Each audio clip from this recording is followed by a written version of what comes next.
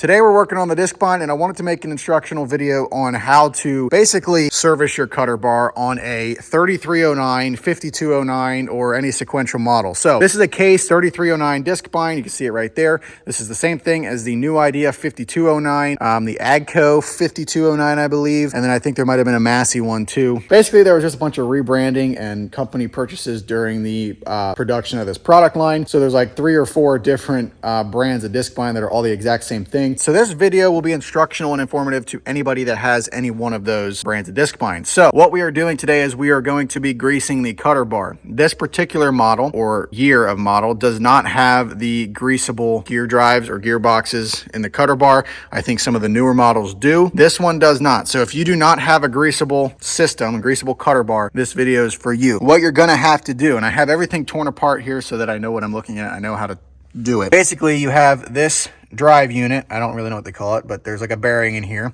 And then the turtle here, the turtle with your blades, sits on it like so, right there. And then you take this cap right there, and you have a nut right there. So what you're gonna do is you're gonna take a socket, I forget the size, but you're gonna take a socket and you're gonna take your nut off. Then you're just gonna pull your cap off. Came off super easy. And then you just pull your whole turtle off. So this is also how you would replace your turtles if that was to break. Then you're left with this right here. What you need to do to get this off, this is kind of the tricky part, is there are 4 Allen head screws in here.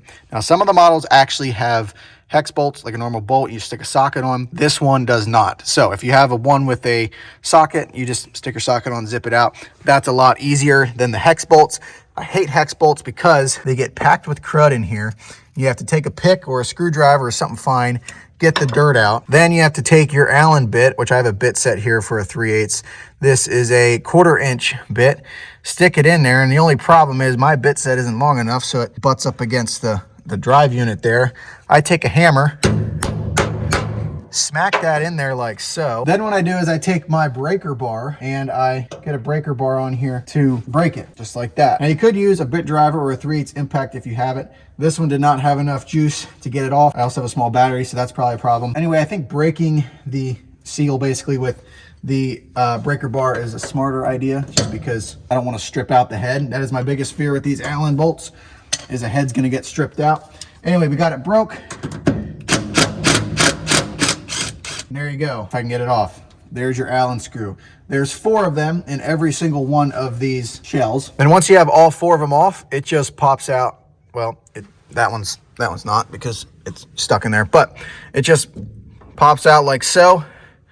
There's your unit, and there's where you fill your grease. I believe the grease is supposed to be halfway up that shaft in there, so we need a good amount of grease. Be careful, keep everything clean the best that you can. My other tip to you is make sure that you have everything timed right. Now, it's pretty easy to tell once you have all of your turtle shells back on if it's timed right, but just to make it simple for me, I put a Sharpie mark right here and right up here, just so I know that this is how the whole thing is oriented.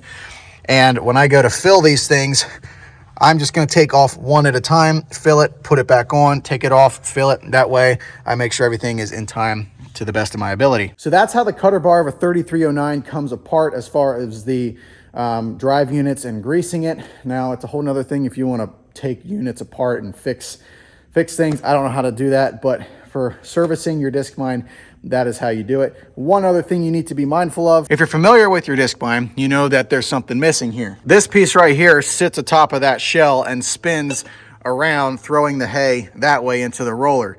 To get to the inside of that shell there, if you want to get in there, you have to take this all apart. There are 4 bolts in this thing that you got to take out. That is connected to that cap right there. As you can see, that cap is different than that cap. That cap has your holes. Actually, I think it's 3 bolts. That cap sits on there, and then this sits atop of it with bolts in it.